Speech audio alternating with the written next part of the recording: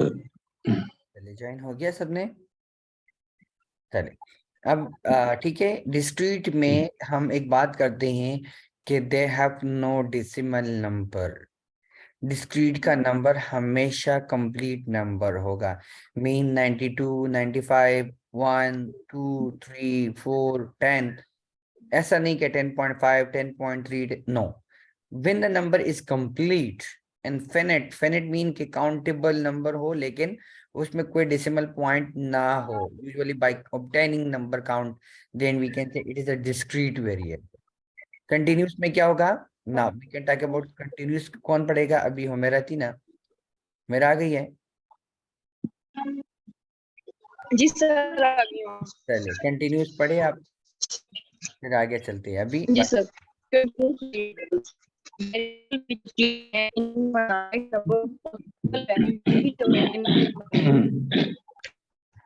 ठीक है, अच्छा। कंटिन्यूस वेरिएबल में हमेशा हम इनफिनिट नंबर पॉसिबल वैल्यूज, इसमें हम कहते हैं पॉइंट्स, डेसिमल की बात। Always we can say it decimal should be there, कि कंटिन्यूस होगा 95.5, 12 ईयर 3 मंथ्स 5 डेज। एज की अगर हम बात कर दे, वेट की बात करें तो 78.68 kg, लाइक दिस। जहां पर कंटिन्यूस की बात होगी, डेसिमल नंबर्स आएंगे आगे, चीजें बढ़ती जाएगी, मींस के पॉइंट्स होते जाएंगे।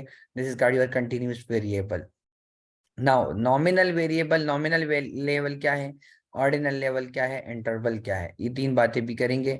ये पढ़ेगी अभी नेक्स्ट वाली बंदा कौन है हमारे पास, एक और, इरम। जी इरम, शी स्टूडेंट जी न्यू सर। जी। चले जी सर। जी इरम, आज level of first time meaning. आपको मेरे यहाँ नाम देख रहा हूँ। एक आपने क्लास पहले ली कही, एक और एक आज ले रही हो। जी सर, वो पता नहीं चलता क्लास कब हो रही है, टाइमिंग का नहीं पता चलता। अच्छा चलो, वो वीडियोस तो सुनी है कि नहीं देखी है? वो भी नहीं? जी सर, देखिए मैंने। चलिए गुड। फिर आपको थोड़ा बहुत चीजें आ रही होगी। अभी नॉमिनल लेवल क्या है? जी सर, बता रहे हैं। Level of measurement which classifies data into mutually exclusive, all inclusive categories in which no order or ranking can be imposed on the data. ठीक है, Ordinal level, level of measurement which classifies data into categories that can be ranked. Difference between the ranks to do not exist. Do not exist. ठीक है, अब तीन चीजें, ordinal, otherwise. आप कहते हो 10 साल से 15 साल के लोग, 15 से 20 साल, 20 से 25 साल। अच्छा, फिर आपने ये भी कर दिया कि ये रोटरिफिक एक्सीडेंट हुए हैं जनवरी में, ये रोटरिफिक एक्सीडेंट हुए हैं फरवरी में, तो ये आपके पास ऑर्डिनल डेटा आएगा। It's can be in the number और it can be in ordinal. ठीक है, अदरवाइज होगा।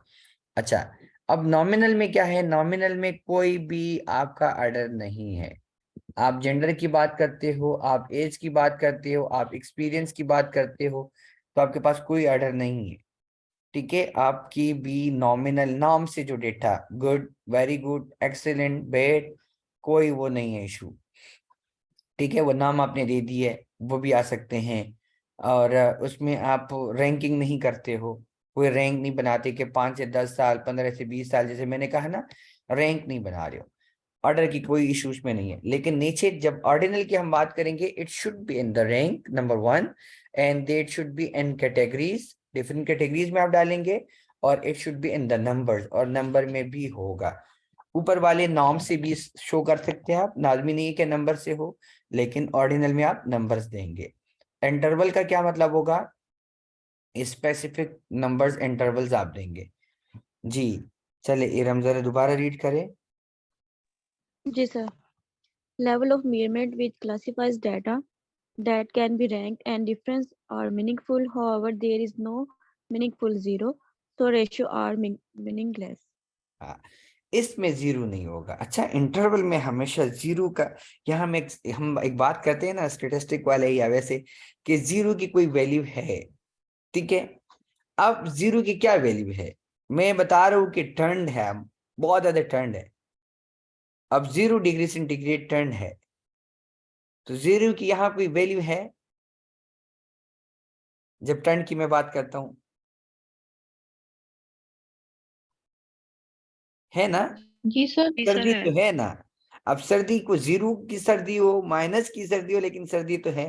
तो यहाँ पे जब हम इंटरवल की बात करते हैं टेम्परेचर में, मतलब 98.0, 98.6 डिग्री सेंटीग्रेड, 98.0 डिग्री सेंटीग्रेड, तो दीज आर कॉल्ड इंटरवल्स। आप एक फिक्स इंटरवल बनाते हो एक गेप्स के, 40 से 45 डिग्री की होगी तो इतना होगा, 0 से 4 होगा तो ये होगा, 5 से लेकर जो है 25, सॉरी 5 से 15, या 15 से 25, एक आप जो इंटरवल एक गैप बनाते हो, ठीक है।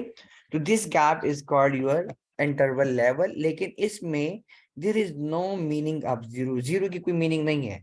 अब मैं कहता हूँ 0 से 5 साल के बच्चे, तो 0 से 5 साल का मतलब क्या है कि जब बच्चा होगा इसका मतलब 0 आए कहाँ से।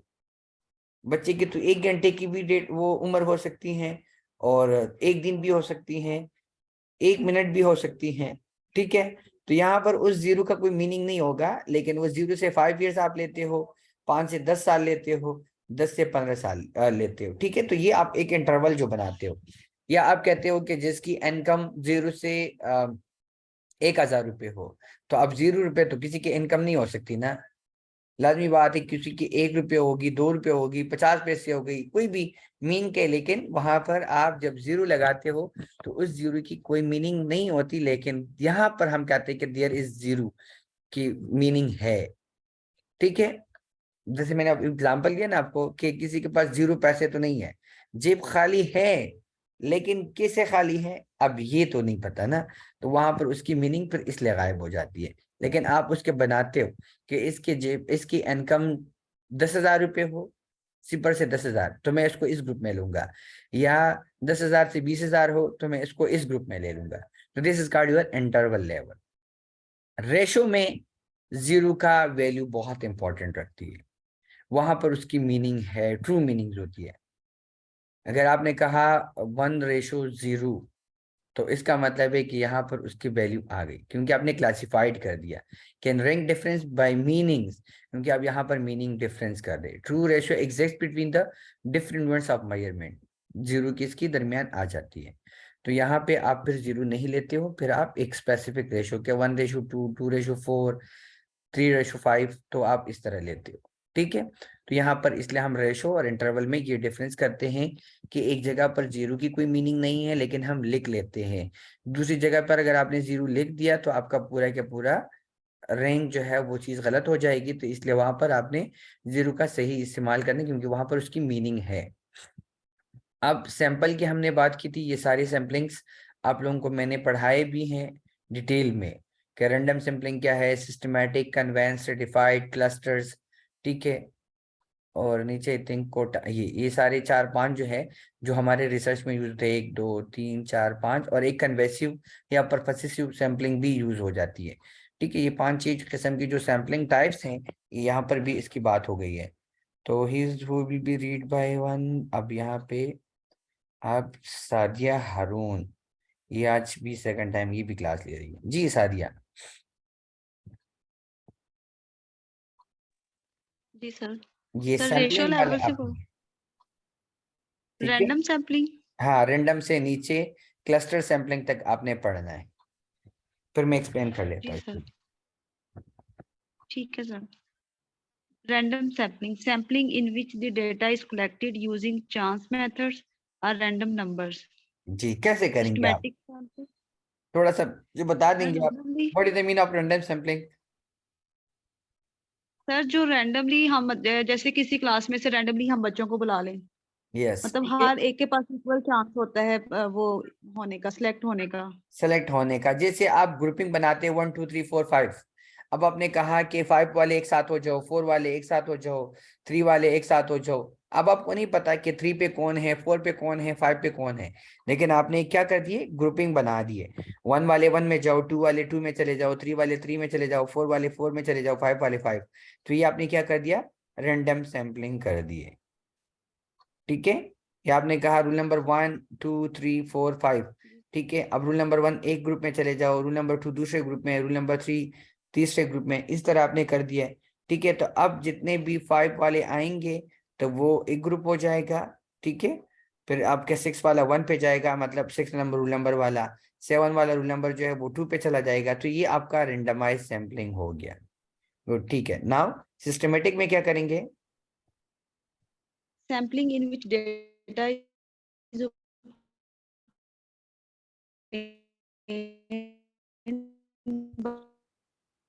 by selecting every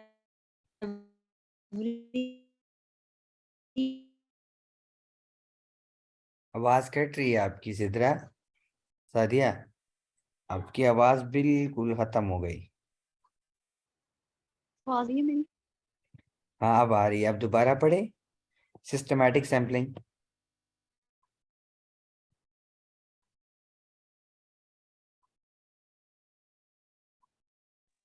Sampling in which data is obtained by selecting every it object. Okay,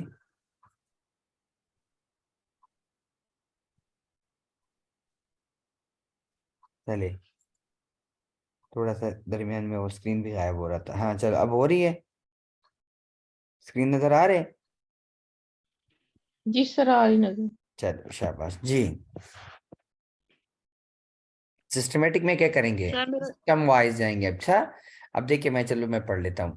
वहां पे आप लोगों का थोड़ा सा डिस्टर्बेंस। सिस्टमैटिक सैम्पलिंग में sampling in which data is obtained by selecting every kth number. Kth number का मतलब एक खास नंबर आपने रख दिया है कि every 4 person will be a number of my sample. हर चौथा बंदा, हर तीसरा बंदा या सेकंड बंदा एक खास नंबर। के का मतलब होता है, केट का मतलब एक specific, you have taken the number. आपने एक नंबर सेलेक्ट कर दिया और उस नंबर पे जो भी बंदा आएगा वो आपका सैंपल का या आपकी रिसर्च का पार्ट होगा। तो this is called your sampling, sampling. ठीक है। Convective sampling in which the data is readily available is used. आपके पास जो भी डेटा अवेलेबल था, आपकी हॉस्पिटल में मरीज आए थे, वहां पे डेटा मौजूद था, आपने हॉस्पिटल से उठा लिया और आपने रिसर्च में इस्तेमाल कर दिया। आपकी स्कूल में गए, वहां पर टीचर ने सारा डेटा कलेक्ट कर दिया, आपने उससे लेके अपना रिसर्च में इस्तेमाल कर दिया। अच्छा, आप गए स्पेसिफिक किसी एक यूनियन काउंसिल के अंदर, वहां पर लोगों का डेटा मौजूद था, आपने उठा के यूज कर दिया। या आपको कन्वीनियंट जो भी सामने आया उससे आपने एक फॉर्म फिल कर दिया और उसको आपने यूज कर दिया। This is called your convenient samples. ठीक है, आपकी कोई ज्यादातर कोई चीज ढूंढनी नहीं पड़ी। स्ट्रेटिफाइड में क्या है, क्या आप एक स्ट्रेटेड करते हो? Sampling in which the population is divided into groups called strata according to some characteristics. कुछ खसूसियात की बुनियाद पर आपने कहा कि मुझे सिर्फ वो बच्चे चाहिए जिनकी उम्र 5 से 10 साल हो। कितने हो? 5 से 10। और अब आपने उनमें एक ग्रुप बना दिए, 5 से 10 साल के बच्चों को इकट्ठा कर दिए और आपने कहा कि इस गली में 5 से 10 साल के बच्चों को मैंने लेना है। फिर गली नंबर 3 से 5 से 10 साल के बच्चों को मैंने लेना है। फिर गली नंबर 7 से आपने लेने हैं। तो ये आप क्या करते हो? स्ट्रेटिफाइड सैम्पलिंग करते हो, एक ग्रुप बनाते हो एक खास खसूसियत के साथ और उनको आप ले लेते हो और फिर उसमें भी उसी स्ट्रीट वाइज आप ले रहे हो। क्लस्टर्ड का मतलब है एक जियोग्राफिकल्स, पूरा एक एरिया आपने उठा लिया कि बस ये पूरा एरिया, इसमें जो जितने भी लोग हैं रेंडमली सिलेक्टेड, उनमें से आपने लोगों को रेंडमली उठा लिया। बस ठीक है, ये एक इलाका है, जस्ट लाइक दानिशाबाद है, हैदराबाद की फेज 1 है, फेज 2 है या फेज 7, कोई भी एक इलाका आपने उठा लिया और उसमें से आपने रेंडमली लोगों को सेलेक्ट कर दिया। This is called your cluster sampling. इसके बाद कोटा सिस्टम भी होता है और एक स्नोबॉल सिस्टम भी होता है, वो भी मैंने आप लोगों को थोड़ा सा एक्सप्लेन किया था। ठीक है, तो स्नोबॉल में मैंने जैसे कहा था कि आपको कुछ लोग मिल जाते हैं, जैसे ड्रग्स पीने वाले लोग हैं, नशा करने वाले, और आप ढूंढते हो कि इस इलाके में कितने लोग नशा करते हैं, उनसे आपने कोई डेटा लेना है। तो आप एक नशे वाले बंदे को पकड़ लेते हो और फिर उसको कहते हो कि अच्छा ठीक है, मैं आपको 10 रुपये या 50 रुपये दे रहा हूँ, आप मुझे बाकी लोगों को दिखा दो। तो वो आपको हर एक बंदे के साथ मिलवा देगा, आपको सारा बंदा बताएगा कि यहाँ पर ये लोग जो है वो ये तरह के नशा कर रहा है। ठीक है, तो उसको हम कहते हैं स्नोबॉल। आपने एक बंदे को पकड़ा और उसने आपको सारा बाकी लोगों के सैंपल खुद कलेक्ट कर दिए। अच्छा, और कोटा में ये होता है कि कोटा में जैसे हमने बात की कि गवर्नमेंट के लोग स्पेसिफिक ले लिए, ठीक है, कुछ खास तरह से हमने कोटा सिस्टम करते हैं। जैसे हम कहते हैं ना, ये कोटा में ये भर्ती हो रहा है, तो उसका मतलब क्या है कि जिसका बच्चा गवर्नमेंट ऑफिसर मतलब है उसका बच्चा लेंगे। तो this card your quota system. Simple, ये याद रखिए। तो उसी में से आप सैंपल लेते हो, तो उस तरह के लोग आप ढूंढ रहे होते हो। अच्छा, अब दूसरा unit number 2 that will be read by Rukhsana भी आ गई, नेहा भी आ गई। थोड़ा सा आप लोगों से मैं पढ़ूं। जी रुखसाना पढ़े जरा। सर मैं स्टार्ट से हूँ। ये सर मैं स्टार्ट से ही हूँ। अच्छा, चले good. Frequency distribution in graphs के थोड़ा सा आप पढ़े, ठीक है। क्या है फ्रीक्वेंसी डिस्ट्रीब्यूशन इन ग्राफ? तो रॉ डेटा क्या होता है, फ्रीक्वेंसी क्या रॉ होती है? डाटा। जी यहाँ से आप सर थोड़ा ये सा। आप रॉ डाटा। दोबारा सेंड करेंगे ग्रुप में? जी बिल्कुल, मैंने डेफिनेशन में आपके साथ शेयर कर चुका हूँ, दोबारा भी कर दूंगा, कोई मसला नहीं है। कर दीजिएगा प्लीज। ठीक है। Raw data collected in original form, हाँ ठीक है, रॉ then डेटा होते हैं frequency. जो आपके पास ओरिजिनल डेटा आता है, उसको हम रॉ डेटा भी कहते हैं। उससे रिसर्च में देखे, आपने एक फॉर्म फिल कर दिया ना, एक डेमोग्राफिक डेटा आपने ले लिया। अब आपको हो सकता है कि उसमें एज की जरूरत ना हो सकता है आपको जेंडर की जरूरत ना हो सकता है आपको किसी की ऑक्यूपेशन से उसका कोई जरूरत ना हो कि कौन सा काम वो कर रहा है, हो सकता है उसकी एक्सपीरियंस आपको नीड ना हो, लेकिन आप उसकी सारा डेटा ले रहे हो। आप मुझसे फॉर्म फिल कर रहे हो, तो आप मेरा एक्सपीरियंस भी पूछ रहे हो, आप मेरा एजुकेशन भी पूछ रहे हो, आप मेरा काम भी पूछ रहे हो, आप मेरा मटेरियल स्टेटस भी देख रहे हो, आप जो है इनकम कंडीशन भी मेरा देख रहे हो। आप सारा मुझसे डेटा ले रहे हो, लेकिन उसमें हो सकता है कि ड्यूरिंग योर रिसर्च रिजल्ट्स में उसकी आपका कोई नीड ना आए, तो we can say it is a rare data, क्योंकि आपने ओरिजिनल एक डेटा ले लिया है। जी फ्रीक्वेंसी क्या होगी अब?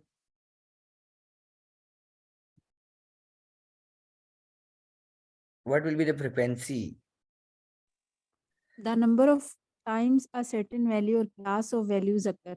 यस ठीक है, कितनी दफा एक वैल्यूज आ गई हैं और क्लास कितनी दफा है, कहाँ पर आई है, उसकी नंबर्स ऑफ टाइम्स को then we can say it is a frequency. Okay, frequency distribution कैसे करेंगे आप? The organization of raw data in table form with class and frequency. Yes ठीक है, उस डेटा को आप जब रॉ डेटा को आप टेबल फॉर्म में या क्लास के फॉर्म में या नंबर्स ऑफ टाइम्स में आप करोगे, that is called frequency distribution. ठीक है, कैटेगरिकल फ्रीक्वेंसी डिस्ट्रीब्यूशन क्या होगी?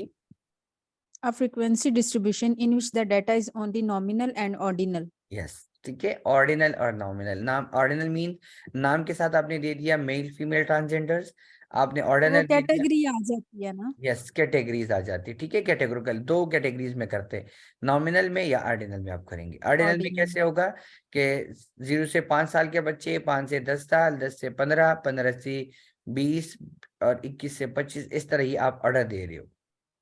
ठीक है, नॉमिनल का मतलब names, gender male female transgenders, experience को आप ऑर्डिनल में करोगे फिर। अच्छा अच्छा, पिशावर सिटी, लाहौर, मुल्तान, साहिवाल के लोग, तो ये आपने नॉमिनल कर दिए।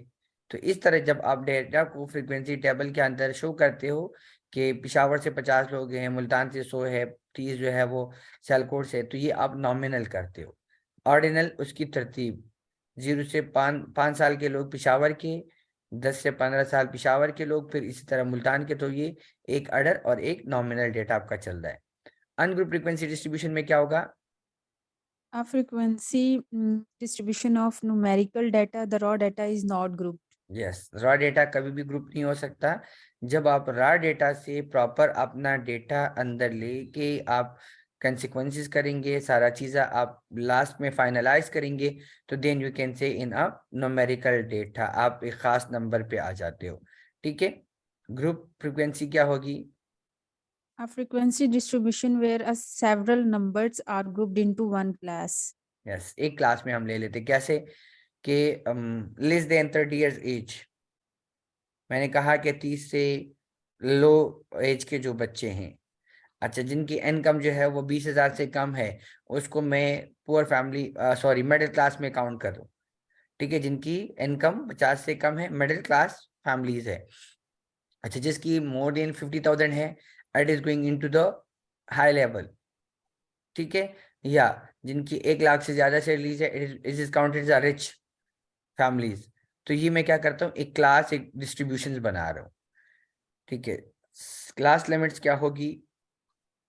Separate one class in a group frequency distribution from another. The limits could actually appear in the data and have gaps between the upper limits of one class and the lower limit of the next.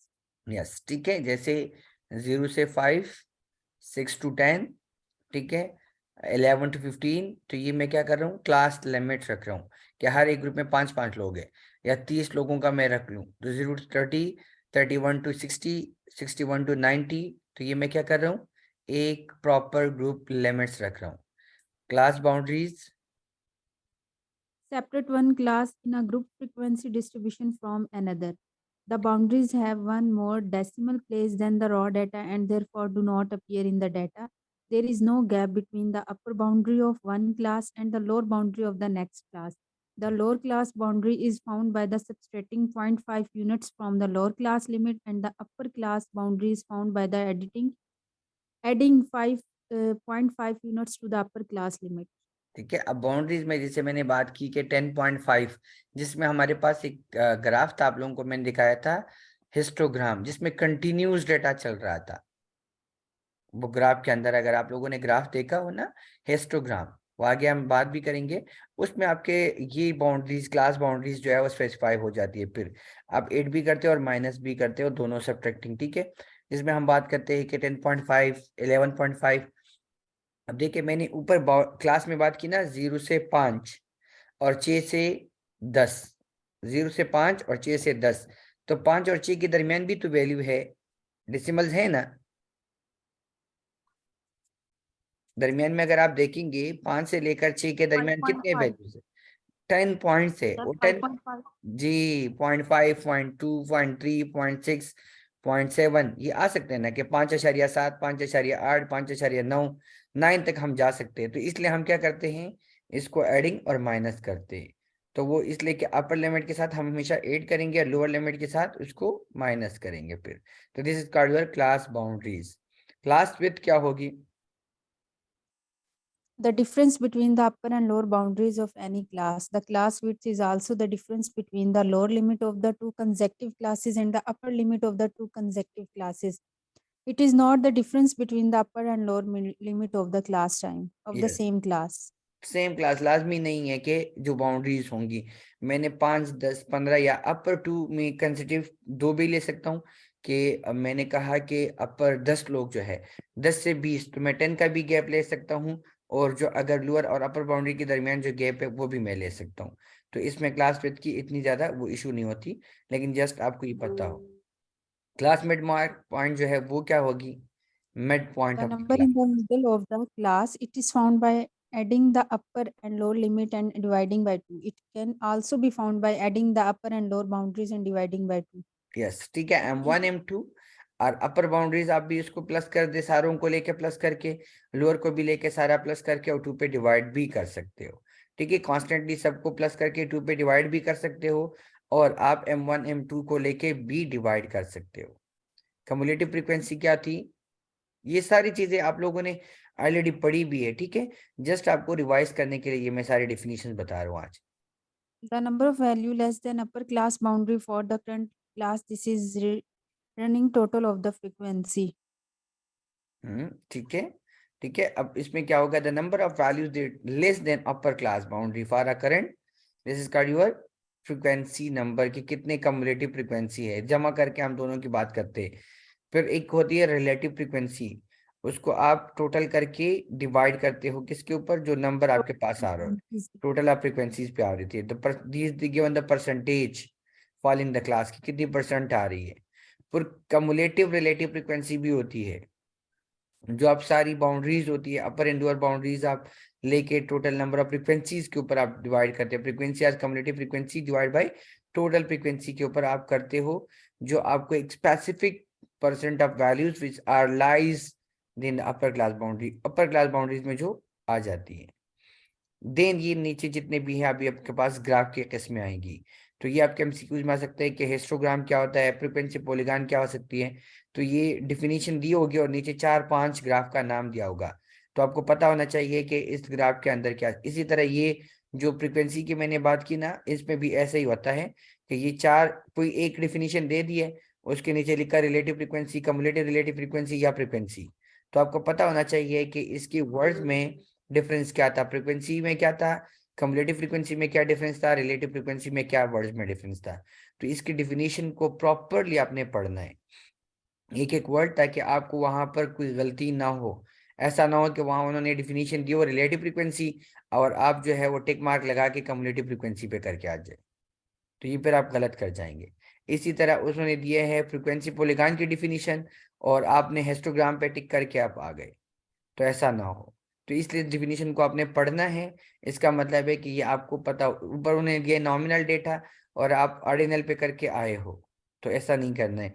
तो इसलिए जितने भी ये definitions है ना, उनको word to word आपने अपने जहन में याद रखने हैं, क्योंकि इनमें कोई एक ऐसा पॉइंट होता है जो दूसरे की डिफिनीशन से चेंज होगा, तो वो वर्ड की डिफरेंस आपको पता होना चाहिए। जी हिस्टोग्राम पढ़ेंगे कोई? A gap, a graph which displays the data by using vertical bars of various height to the represent frequency. The horizontal axis can be either the class boundaries, the class mark, or the class limits. ठीक है, तो क्या होगा इसमें से?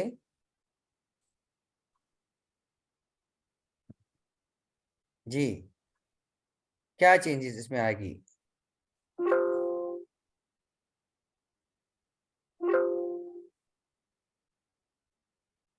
आप लोगों को स्क्रीन नजर आ रही है ना? जी जी सर। सर आ रही है। अच्छा, ये अब बताएंगे हिस्टोग्राम और फ्रीक्वेंसी पॉलीगॉन में क्या डिफरेंसेस है।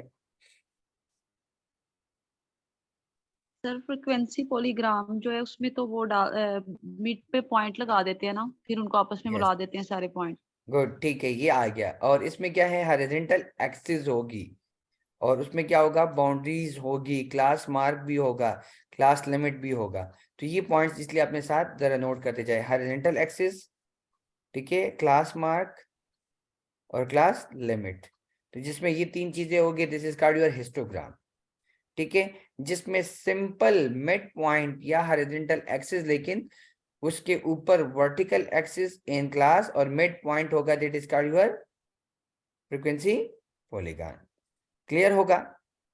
अच्छा, फिर इसके बाद से ओ गिव एक टेस्ट होता है, एक ग्राफ होता है, वो भी आ जाता है। और फ्रीक्वेंसी पॉलीगॉन, अब कम्युलेटिव फ्रीक्वेंसी और relative cumulative frequency, the vertical, उसके ऊपर जब बना रहे होते हैं, it starting it zero lowest boundaries हम बात करेंगे, ठीक है। तो जब ये चीज इसमें आएगी तो उसको हम कहेंगे ओगेवा, ठीक है। तो ये डिफिनीशंस आपके पास आ सकती है और जिसके अंदर उन्होंने बहुत सारे वर्ड लिखे होंगे, तो आपको ये वाला वर्ड ढूंढना पड़ेगा कि ये कहाँ पर है, तो उसके ऊपर आपने टिक करना होगा। दे पेट्रो चार्ट, पेट्रो चार्ट में आपके पास क्या होगा, इट इज क्वालिटेटिव डेटा, ये वर्ड याद रखनी पड़ेगी। It is also just like graph की तरह होगा, बार अरेंज होंगे, लेकिन उसमें आप क्वालिटेटिव डेटा की बात करेंगे, क्वांटिटेटिव की नहीं बात करेंगे। पाई चार्ट में क्या होगा, 360 डिग्री एंगल्स, 360 डिग्री का एक एंगल, मीन के इट शुड बी राउंडेड, गोल होगा, ठीक है। This is called your pi graph, ठीक है। जो मैंने आप लोगों को एक्सेल शीट में भी दिखाया था और अभी जब मैं SPSS वो करूंगा ना सॉफ्टवेयर, उसमें भी ये सारे ग्राफ बताऊंगा कि ये कौन कौन से हैं।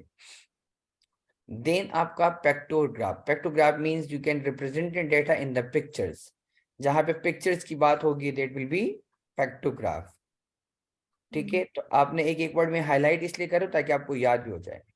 देन है stem and leaf, stem and leaf में क्या होगा, the data plot which use part of the data is stem and the rest of the data will be leaf.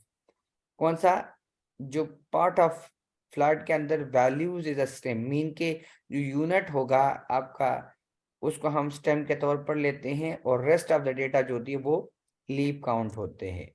जैसे 10, तो 10 में 1 is your stem and 0 is your leaf, ठीक है। तो इस तरह आपका ये चीज आ जाएगा। अच्छा, अब यूनिट 3 पे चला जाऊं कि नहीं, उसको कल कर दे, आप सर लोग करवा बता दें, रहे जी, सर जिस करवा तरह दें यूनिट। 3 की करवा दूं? जी सर। ओके चलिए, 3 की जो है हमारे पास सर करवा दें, टाइम थोड़ा है पहले। जी जी वकास, मैंने कहा सर करवा दें, पहले ही दिन थोड़े हमारे पास तो। ठीक है, सही है, मुझे कोई इशू नहीं है। कल वैसे मैंने इंशाल्लाह कोर्स कंप्लीट करना है ये वाला, ताकि नेक्स्ट जो है SPSS पे मैं चला जाऊं। ओके, स्टैटिस्टिक की हमने ऑलरेडी बात की कि ऑब्टेन मेजर फ्रॉम सैंपल्स होती हैं, पैरामीटर की भी हमने पॉपुलेशन से बात की। अब हम बात करेंगे बेसिकली मीन की। तो मीन की हम क्या कहते हैं, एक्स बार से शो होगा always, denoted by mu, MU से। कौन सा वाला पॉपुलेशन? Population mean. दो तरह की मीन होती है, एक होता है पॉपुलेशन मीन और एक होता है सैंपल मीन। तो population mean is always show by mu, MU जैसे हम कहते हैं, लेकिन वो जो इस तरह का यू बना होता था हमेशा, ये यू और इधर से एक छोटा सा, इसको हम म्यू कहते हैं। और एक्स बार, एक्स और उसके ऊपर एक बार, this is called your sample mean. तो ये दोनों चीजें याद रखिए कि जब आपके पास इस तरह की चीजें होगी ना, तो उसको आपने शो कैसे करना है। ठीक है, तो ये इसलिए आपके पास आ सकता है कि मीन की डिफिनीशन, तो सिंपल आपके पास नीचे दिया होगा मीन मीडियन मोड। तो आपके पास ये आ चुका हो कि all are the value divide by the number of values that can either be population mean और आइदर सैंपल मीन। तो दोनों में से अगर दिया होगा तो आपको, अगर उन्होंने ये भी दिया कि शो किससे करेंगे सैंपल मीन को, तो आप एक्स बार से नीचे देख ले कि उसमें एक्स बार है कि नहीं है, और पॉपुलेशन मीन है तो उसमें ये वाला नक्शा है कि नहीं है म्यू, तो उसको आप फिर ठीक करेंगे। ठीक है, मीडियन क्या होगा? The mid point of the data after beginning the rank sorted is ascending orders. There are many numbers below the median is above the median. दोनों में बराबर के नंबर्स, मीन के जितने नीचे हैं उतने ऊपर भी होना चाहिए। इसका फार्मूला आपके पास होना चाहिए M1 plus M2 divide by 2। ये आम डेटा के लिए होगा, लेकिन जहां ग्रुप डेटा होगा उसके लिए फिर अलग फॉर्मूला है, वो आपको याद करना पड़ेगा। मूड का क्या है? द मोस्ट फ्रिक्वेंट नंबर, जो बार बार नंबर आ रहे उसकी आपने बात करनी। ये स्क्वेयर डिस्ट्रीब्यूशन भी मैंने आप लोगों को 2-3 दफा पढ़ा है, दोबारा करवा देता हूँ। ठीक है, the majority of the values lies together in one side और very from few values in the tail to the other side. In positive square the distribution tail is to right and the mean is larger than the median. Mean जो है वो larger होगा किससे? Median से। तो it should go in the positive. Just like यहाँ पे अगर मैं एक डिस्ट्रीब्यूशन की बात करता हूँ इस तरह, ठीक है, तो अगर मेरे पास मीडियन जो है, मीन जो है वो मीडियन से बड़ा हुआ हो, तो मुझे इस पॉजिटिव तरफ आना पड़ेगा। ठीक है, ये इस तरह अगर जो बन जाएगा ना, ये लेफ्ट साइड वाला खत्म कर देता हूँ मैं, ये सिर्फ राइट साइड पे मैंने बना दिया है, तो it is called your this के। इसका मतलब है कि median, the mean is larger then median है। ठीक है, मीडियन से बड़ा हुआ। नेगेटिव में क्या होगा? There is till the left side the mean is smaller than medium। अब अगर यही चीज की वाली जो पहाड़ी है, ठीक है, ये इधर में एक मिनट करके, और इसको मैं ऐसे करता हूँ, लेफ्ट साइड पे बना लेता हूँ। ठीक है, ये लेफ्ट साइड पे माइनस की तरफ मैं जा रहा हूँ, उस तरफ। तो इसका मतलब क्या होगा कि the mean is smaller then medium. जो मीडियन है उससे मीन स्मॉल, छोटा है। तो ये इसी तरह MCQs में भी आ सकता है कि if the mean is smaller than median the square distribution will be go in what direction? Positive direction, negative direction, both side, या नन ऑफ द अबव? तो आपका आंसर क्या होना चाहिए? Negative. Negative. If the medium is larger than mean the square will be fall between right side, left side, both, या none of the above? Left side. Right, median is large, the mean is larger sorry, than sorry. Medium. ठीक है, तो उसमें हमने Sorry. क्या कहा? Right side. तो ये इसलिए कहता हूँ ना, ये एक से सिर्फ एक जो 4 लाइनें हैं, इससे मैंने 2-3 MCQs बना दिए। तो इसी तरह आपके वहां पर भी MCQs इस तरह ही आते हैं। सिस्टमेटिक डिस्ट्रीब्यूशन में क्या होगा? The data values are evenly distributed on both side of the mean, दोनों तरफ। And systematic distribution the mean is median, दोनों बराबर होंगे। ठीक है, जब वी कैन से कि the both side it's mean, if the mean is equal to the median, this is they should be symmetrical distributions। ठीक है, अगर आपके पास आ जाए if the mean is equal to the median, then the what type of distribution will be occur? Positive distribution, negative, systematic, none of the above, bell shape। तो आपके पास क्या होना चाहिए? सिस्टमैटिक डिस्ट्रीब्यूशन होनी चाहिए। ठीक है, वेटेड मीन्स क्या होगी? The mean which each value is multiplied by its weightage in sum, this sum is divided by the total number of cottage। अब ये वेटेज वाली जब हम बात करते हैं, ये थोड़ा सा इसके लिए फिर आपका फॉर्मूला भी अलग चेंज हो जाता है, ठीक है। इस पे आपका क्या होता है कि आपने हर एक नंबर को मल्टीप्लाई करना है वेट के साथ। अब वेट कैसी होती है, इसके लिए हम टेबल ऑफ स्पेसिफिकेशन आप लोगों ने कभी देखा है? टेबल ऑफ स्पेसिफिकेशन कभी देखा है? मैं कहता हूँ ये टॉपिक बड़ा इंपॉर्टेंट है। ये मैं क्यों कहता हूँ?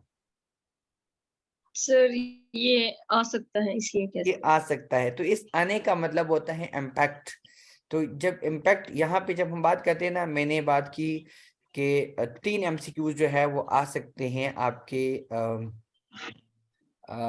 डिफिनीशन से, ठीक है। तो उस 3 को मैं मल्टीप्लाई कर रहा हूँ टोटल नंबर ऑफ एमसीक्यूज के साथ, जो टोटल नंबर मेरे एमसीक्यूज हैं, या उसके साथ, और फिर मैं उसको सॉरी हाँ उसके साथ करता हूँ, और फिर मैं इसको एक वेट दे रहा हूँ, इंपॉर्टेंट दे रहा हूँ कि 10, ये बहुत ज़्यादा इंपॉर्टेंट है 10, ठीक है, ये बहुत रिपीटेडली आ सकता है, और उसको मैंने डिवाइड कर दिया 10 के ऊपर।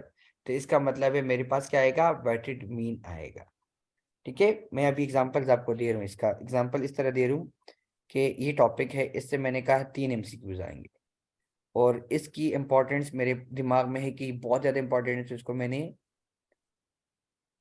वो कर दिया, ये 10 पे डिवाइड करना है मैंने, ठीक है, ये 10 मैं इसको वैल्यूज दे रहा हूँ, और टोटल एमसीक्यूज हमने ले लिए 70। तो 3 मल्टीप्लाई बाई 70 डिवाइड बाई 10, तो ये क्या आएगा मेरे पास, वेट मीन आएगा, ठीक है। ये मैंने एग्जांपल दे दिया कि ये मेरे हिसाब से ये 10 टाइम जो है वो इम्पोर्टेंट है। हो सकता है आपके दिमाग में ये 20 टाइम्स हो, तो आप इसको 20 पे भी कर सकते हो। तो these are the things, this is called your weight means. अब समझ आ रही है ये चीज? जी सर। ठीक है, तो दीज आर कार्ड, ये थोड़ा सा इसलिए एग्जांपल के साथ कर रहा था ताकि आपको थोड़ा क्लियर, ये अक्सर लोग जो है वो थोड़ा सा मिस हो जाते हैं। अच्छा, मिड रेंज क्या होगा, the mean of the highest and sir lowest value. इस क्वेश्चन में 70 कहाँ से आया था? 70 टोटल एमसीक्यूज देना, टोटल सर वेट आपने ऑफ पहले पूछा था 3 एमसीक्यूज हैं टोटल। कितने, मतलब 3 70 में से एमसीक्यूज मैंने आप इम्पोर्टेंस दी है। पेपर की बात कर रहा हूँ, पेपर के अंदर मैंने एक चीज की वेटेज निकालना है, वेट मीन निकालना है। मेरे पास 70 एमसीक्यूज का पेपर होता है फॉर एग्जांपल, ठीक या है। 40 एमसीक्यूज का होता है, जितने भी पेपर का एमसीक्यूज हो, और उसमें मैंने कहा कि 3 जो है इससे आ रही है, तो 3 मल्टीप्लाई बाई 7, ये 70, और डिवाइड बाई इसको मैं कितना इंपॉर्टेंस दे रहा हूँ जो मेरा ये टॉपिक है, ठीक है, तो उसको मैं क्या कर रहा हूँ, डिवाइड डिवाइड 10। कर रहा हूँ, ठीक। ठीक 10। तो ठीक है ये सर, मेरे आ पास गई एक समझ। वेट मालूम हो जाएगा कि उसकी मीन है, ठीक है। अब क्लियर हो गया? ओके, मिड रेंज के ऊपर जब हम जी बात सर, हो करते गया हैं तो clear। Maximum plus minimum divide by 2, तो this is called your mid range, ये इसकी इतना वो नहीं है। अच्छा, रेंज क्या होगा, the difference between highest and lowest value, maximum minus minimum, तो आपके पास रेंज आ जाएगा। अच्छा, वेरिएंस में भी हमारे पास 2 तरह की वेरिएंस होती है, पॉपुलेशन वेरिएंस और सैंपल वेरिएंस। पॉपुलेशन वेरिएंस क्या होगी और सैंपल क्या होगी, इसमें आपने ये चीज जरा डिफिनीशंस में एक पॉइंट नोट करना है कि the average of square of distance from the population mean, ठीक है, जो स्क्वायर करेंगे डिस्टेंस ऑफ पॉपुलेशन मीन्स को, तो उसको हम जब बात करते हैं that is your population variance. यहाँ पे हम unbiased estimator of population variance को instead of by dividing population size हम क्या करते हैं, द सम ऑफ स्क्वायर करते हैं, ठीक है। वहां पर हमने क्या कहा था कि the sum of square division from the mean by the sample size population पे डिवाइड करते, या हम उसको उस पर डिवाइड नहीं करते, हम क्या करते हैं, इसको सिर्फ सम अप करते हैं। तो ये इनके दरमियान एक डिफरेंस है जो आपने इन दोनों में देखनी है। अच्छा, दूसरा क्या होगा, उसके सैंपल क्या होगा, पॉपुलेशन वेरिएंस को आप कैसे शो करेंगे,